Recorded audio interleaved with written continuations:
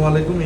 আমাদের কাছে ইয়াং পেশেন্টটা আসে, উনি খুব কোলোনোস্কোপি নিয়ে খুব ভয় পাচ্ছিলেন এবং হচ্ছে যে সে এতটাই আতঙ্কিত ছিলেন এবং হচ্ছে যে আমাদের স্টাফদের সাথেও সে খুব করতেছিলেন যে কী না কী হয় কোলোনোস্কোপি নিয়ে।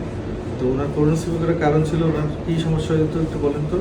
পেটের মধ্যে অনেক ভুটভাট করতো আর ওই বাইরের খাবার খাইলে মানে অনেক বাথরুম হইতো। আর এমনি বিরিয়ানি বা এই টাইপের খাবার খাইলে, গরুর মাংস খাইলে ঠিকমতো ডাইজেস্ট হইতো না।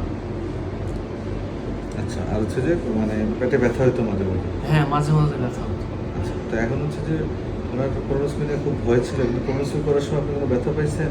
না, ব্যথা পাই না, আমি কিছু বুঝি টেরই পান নাই আপনি? না। কোলোনোস্কোপি করার সময় আপনি সজাগ ছিলেন? হ্যাঁ। সবাই তো মনে করেন আপনার অ্যানেস্থেসিয়াতে ঘুম পাড়ায় না। দিচ্ছে। হ্যাঁ, সবার সাথে কথা বলছেন কোলোনোস্কোপি হ্যাঁ, হ্যাঁ। আমাদের সাথে কথা বলছেন, আসিফকে ডাকছেন। হ্যাঁ, আসিফ ভাই তো সেই প্রসিডিওর সেই একদম ফার্স্ট থেকে ছিল লাস্ট পর্যন্ত। আচ্ছা, ওকে অনেক ধন্যবাদ। একে তো এখন হচ্ছে যে যারা কোলোনোস্কোপি নিয়ে ভয় পায় তাদের জন্য কিছু বলতে চান? হ্যাঁ, যারা আসলে কলোনোস্কোপি নিয়ে ভয় পান, ভয় পাওয়ার কোনো দরকার নেই। এই স্যারের এইখানে চলে আসবেন, কারণ এই একদমই মানে রিয়েলি পেইনলেস। আমি করার আগেও মানে অনেক খুবই ভয় ছিলাম যে আসলে বিশ্বাস কি হচ্ছিল হবে। না, বিশ্বাস যে হচ্ছিল না।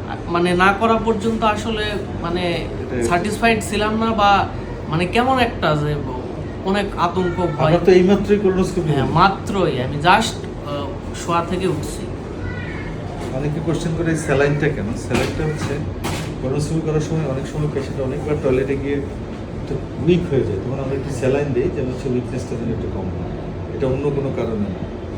তো যে আপনি সবাইকে বলবেন যে কোলোনোস্কোপি যেন সবাই করে নির্ভয় নাকি? হ্যাঁ, 100%।